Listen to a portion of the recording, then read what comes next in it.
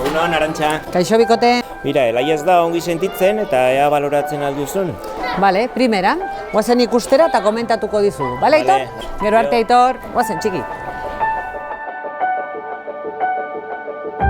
Agian gure inguruan ez da horren ohikoa, baina Europako beste herrialdeetan normalizatua dago erizain bat egotea eskola barruan.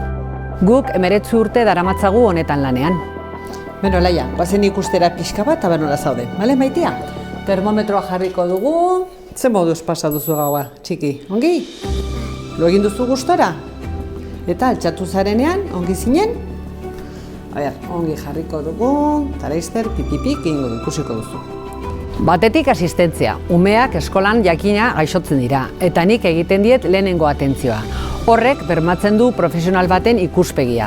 Bestalde, badira gero eta gehiago gaixotasun kronikoak dituzten umeak. Adibidez, alergikoak, diabetikoak, asmatikoak.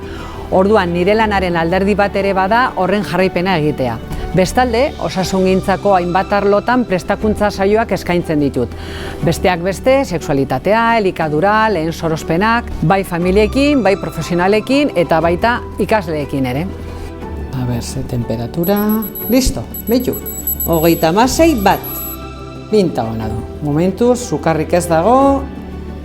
agian nekea pizkatxo bat. Komentatuko dugu Aitorrekin.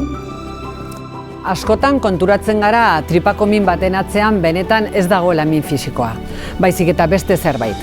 Alderdi emozional horiek jaso eta horretan laguntzea nire eginkizunetako bat ere bada. Gainera, ikasleak ederki ezagutzen ditut 3 urtetik 18 urtera nirekin egoteko aukera izaten dutelako. Gaur egun argi dago osasun fisikoa eta emozionala estuki loturik daudela. Beno, Laia, ongi zaude, baina hemendik 2 ordu pasata egongo naiz berriro zurekin, Aitorrekin hitz egingo dugu eta ikusiko dugu. Agian gurasoei deitu, ikusiko dugu. Bale, Maitia? Guazen, boliki. Apa!